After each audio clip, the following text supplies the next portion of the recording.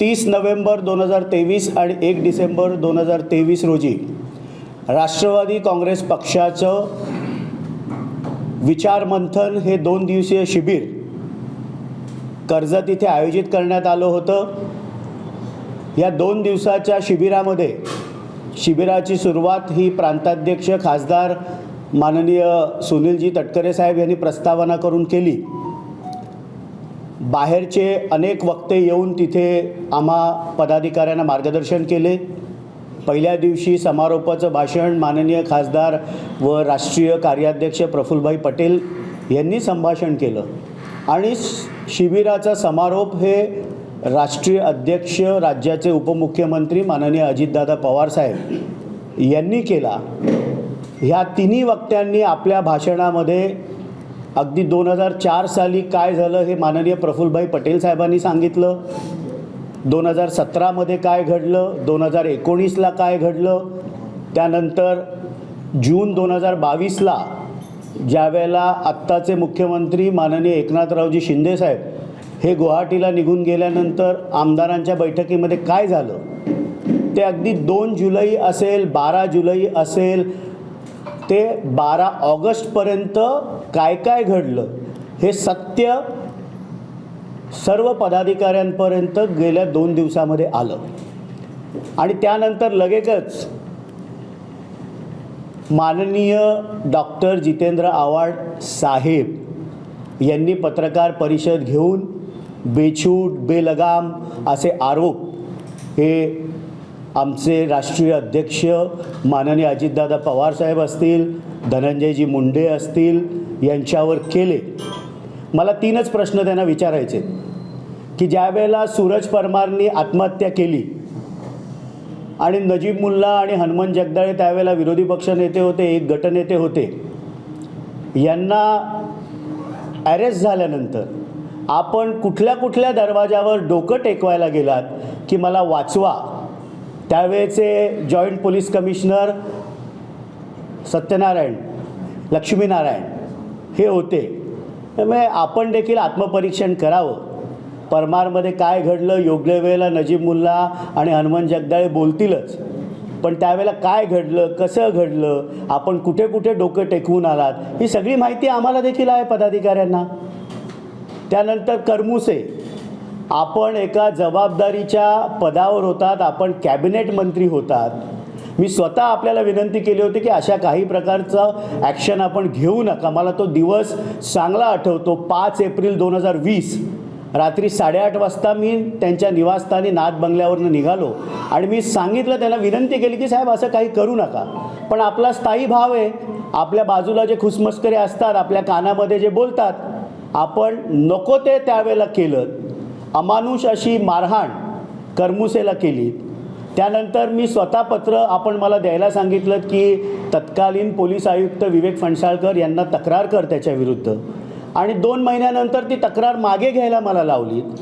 अनेकदा आत्ताच्या भाजपच्या महाराष्ट्राच्या महिला मोर्चाच्या अध्यक्षा चित्राताई वाघ यांनी ट्विट करून माझी दोन्ही पत्र ही समाज माध्यमांवर टाकली होती की जिल्हाध्यक्ष असताना आनंद परांजपेंनी केलेली करमुसेविरुद्धची तक्रार आणि 2 महिन्यानंतर ती तक्रार का मागे घेतलीत हे देखील महाराष्ट्राला आपण कधीतरी सांगावं।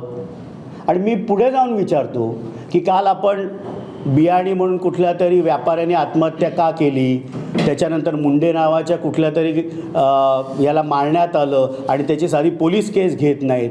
मग आपल्या सुरक्षेमध्ये SPUचा असलेला पोलीस बॉडीगार्ड वैभव कदम यांनी आत्महत्या का केली, त्याच्या आत्महत्येसाठी कोण जबाबदार आहे, माझी निष्पाप भगिनी तिचं कपाळावरचं कुंकू पुसलं गेलं, त्यांची 7 वर्षाची मुलगी अनाथ झाली, ह्या प्रश्नांची उत्तरं आपण द्यावीत।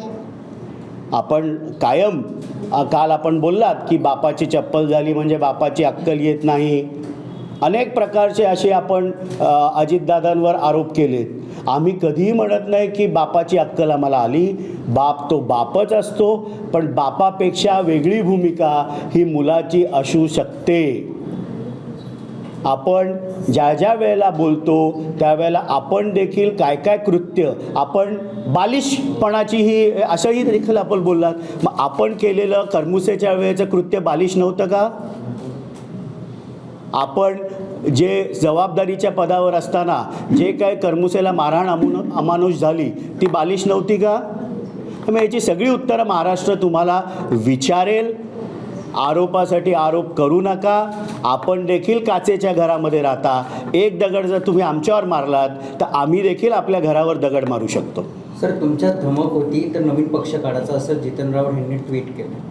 आम्हाला तसं अजिबात वाटत नाही. ज्या वेळेला 90% निवडून आलेले लोकप्रतिनिधी, आमदार असतील, विविध स्थानिक स्वराज्य संस्थांमधले लोकप्रतिनिधी असतील आणि संघटनेतले 80पेक्षा जास्त लोक यांनी ॲफिडेव्हिटच्या माध्यमातून माननीय अजितदादा पवारसाहेब यांचं नेतृत्व स्वीकारलं आहे. त्यावेळेस नवीन पक्ष काढायची काहीही गरज नाही. राष्ट्रवादी पक्ष हा आमचाच आहे आणि इलेक्शन कमिशनमध्ये ॲफिडेव्हिटच्या संख्येवरनं हे प्रूव्ह होतं की जास्तीत जास्त ॲफिडेव्हिट ही अजितदादा पवार साहेबांच्या बाजूनी दिल्लीला तिथे देण्यात आलेली आहे.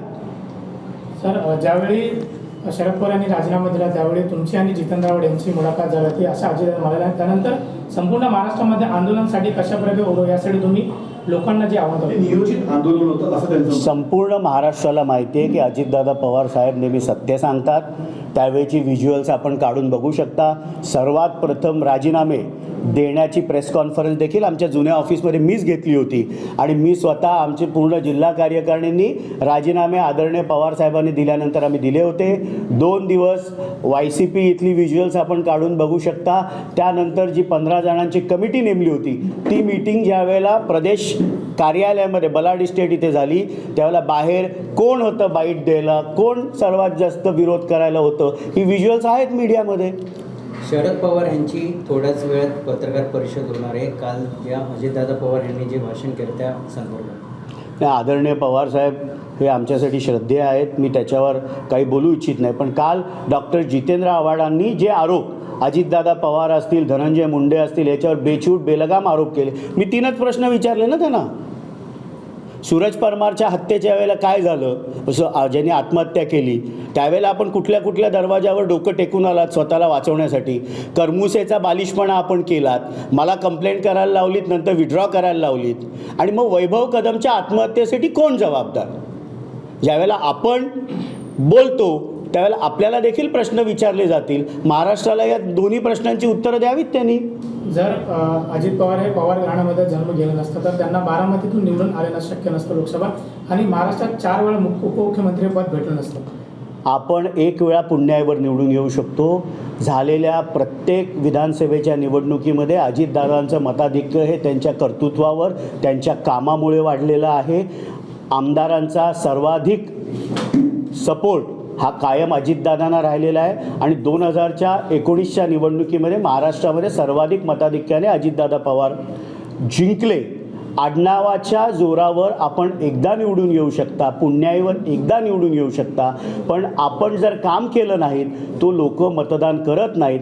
अजितदादाने केवळ बारामती नाही तर संपूर्ण महाराष्ट्रामध्ये आपलं स्वतःचं असं वेगळं स्थान, विकासाचं राजकारण, कायम खरं बोलणारा नेता असं एक वेगळं स्थान, अढळ स्थान हे अजितदादाने संपूर्ण महाराष्ट्राच्या राजकारणामध्ये स्वतःचं निर्माण केलेलं आहे. ABP माझा, उघडा डोळे बघा नीट.